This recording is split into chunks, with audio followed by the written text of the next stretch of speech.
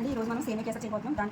ప్రతిదానికి ఈ కప్ అనేది మెజర్మెంట్ తీసుకున్నాను. దీంతో 2 కప్పుల సేమియాలు, కప్పున్నర చక్కెర, అలాగే 4 కప్పులు వాటర్, ఇంకా మనం మనిషి ప్రకారం కావాల్సినట్టు బాదం, కిస్మిస్, జీడిపప్పు, యాలక్కాయలు పౌడర్ చేసి తీసుకుందాం. కొద్దిగా ఫుడ్ కలర్ ఇష్టమైతే వేసుకుందాం, లేకపోతే స్కిప్ చేద్దాం. నెయ్యి అనేది కంపల్సరీ.